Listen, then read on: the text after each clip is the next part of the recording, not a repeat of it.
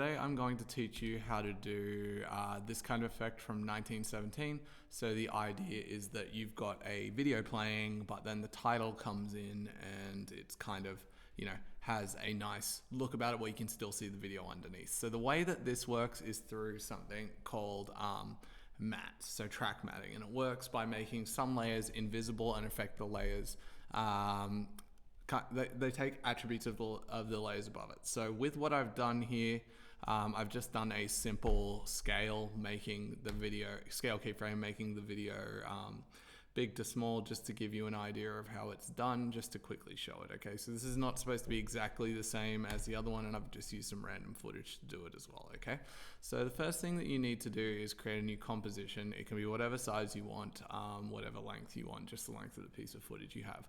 Okay, so I'm going to create that. I've got nothing in here, and then the first thing I want to do is I want to create the actual title. So I'll just use 1914, which is, easy enough to do. And for this, more than anything, you really just want, you need it to be quite a thick, bold font.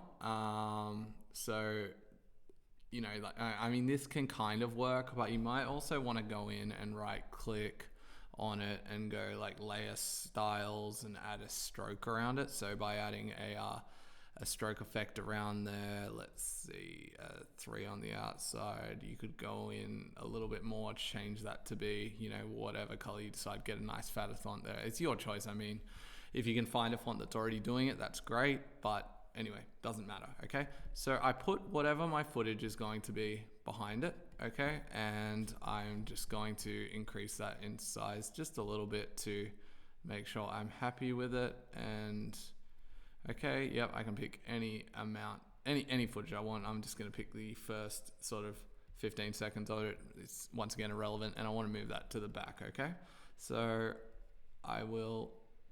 Yep, so I've got that and that's looking fine. All right, so the next thing I need to do is I need to take this from being type to making it into a shape.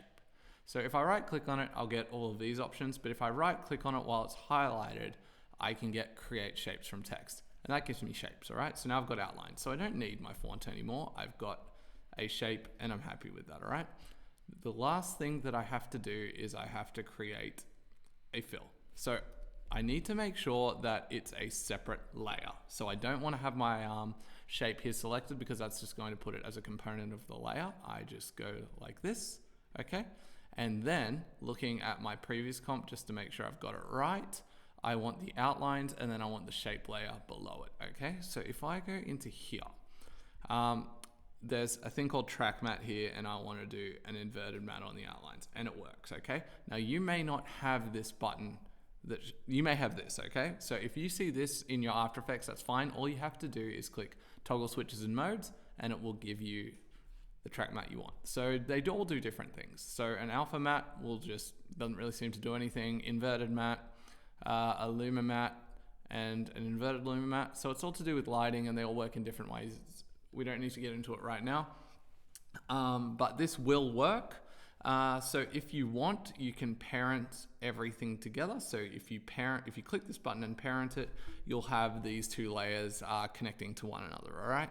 So if I wanted just to zoom this one in, I could scale it, but it's going to obviously scale around this point here. So this is the anchor point. I can always use my move anchor point tool as well, just to drag that to the middle, and then it will scale around that point. So I could go like this. So if you want your footage not to zoom in as well, that's fine. You just keyframe these particular points. So you would do a scale, and then you probably also do a position on the same keyframe.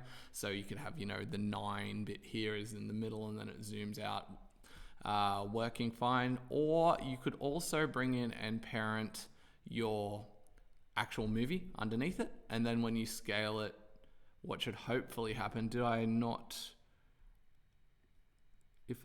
want to parent, I want to have my mistake. I want to parent this one to this one, and I want to parent this one to this one. And now when I scan, you'll see it goes at the same rate. So you get that same sort of zoom. The only problem with doing it this way and zooming in on your video as well is you are zooming in on a video to make it larger in size, and you may pixelate, all right? So that's all you need to do. So once you keyframe the scale there, and then you move it a few seconds, and then maybe you keyframe it back. It's gonna take me a little while to render this, but you get your nice little zoom there.